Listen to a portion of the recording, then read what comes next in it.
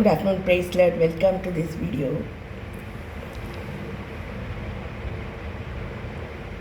குழந்தைகள் தானாக கற்றுக்கொள்கிறதுக்கு தானாக ப்ளூம் ஆகிறதுக்கு நம்ம அலோவ் பண்ணணுமா.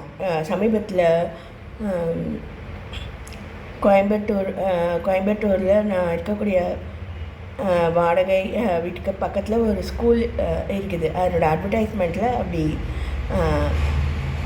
அவங்க சொல்லியிருந்தாங்க அந்த மேனேஜர். அதில் பார்த்திங்கன்னா வயதாகி இருக்குது, ஆனால் கூட அவங்க குழந்தைகளாக ஆவிக்குரிய ஜீவியத்தில் குழந்தைகளாக இருக்கிறத நான் பார்க்குறேன். ஸோ இப்போ நான் ஆவிக்குரிய ஒரு டீச்சிங் மினிஸ்ட்ரியில் இருக்கிறதுனால இவங்களையும் நம்ம we should allow them to learn slowly and bloom அப்படின்ற மாதிரி எனக்கு ஆண்டவர் கற்றுக் கொடுத்தாரு. அதில் பார்த்திங்கன்னா இப்போ பார்த்திங்கன்னா இது மருதாணி நான் வச்சுருக்கேன். இது என்னுடைய சிறு வயது அபிலாஷைகளில் ஒன்று. அதுமாரி பிளாக் சாரீ கட்டியிருக்கேன், பிளாக் ட்ரெஸ் போட்டிருக்கேன் இல்லையா. இதெல்லாம் எங்கள் வீட்டில் இருக்க ஜனங்க தப்பு அப்படின்னு சொல்கிறாங்க. இதுக்கெல்லாம் நான் ரொம்ப அடி வாங்கியிருக்கேன். அந்த மாதிரி மருதாணி வச்சுக்கக்கூடிய ஆசை அல்லது பிளாக் அணிந்து கொள்ளக்கூடிய ஆசை, இதுக்கெல்லாம் ரொம்ப என்ன கிரிட்டிசைஸ் பண்ணுறாங்க. அடியே வாங்கியிருக்கேன் நான் இதுக்கெல்லாம். ஸோ இந்த மருதாணி கோன் வாங்கி வச்சா it will last only for a week. So அது ஒரு குறுகிய கால இதுதான். இருந்தால் கூட I want those children to learn.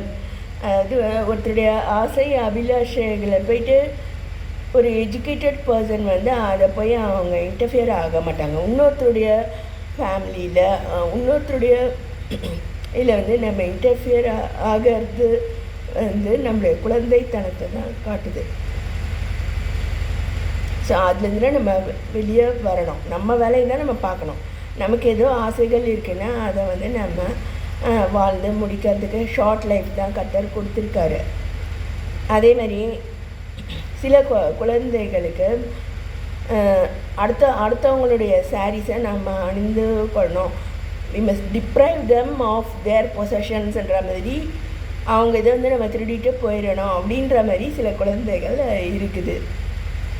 So அதுவும் ஒரு குழந்தைத்தனம்தான். மற்றவங்கள டிப்ரைவ் ஆக்கி அதில் ஒரு சந்தோஷம் அவங்களுக்கு இருக்குது.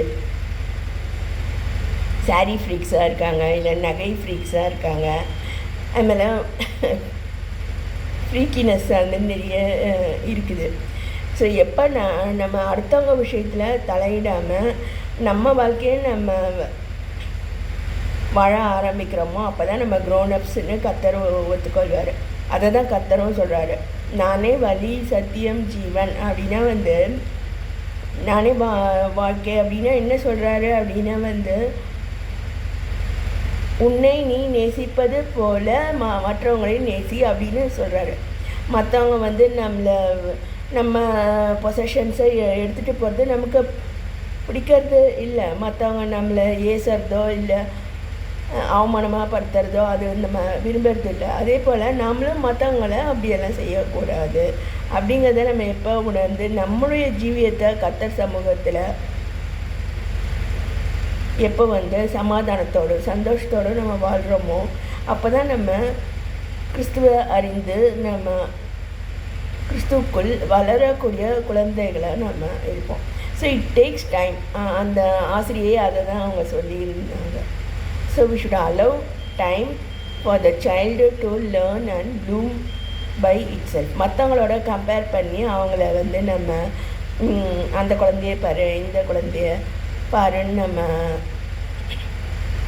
சொல்லக்கூடாது அப்படின்னு அந்த ஆசிரியை அவங்க சொல்லியிருந்தாங்க.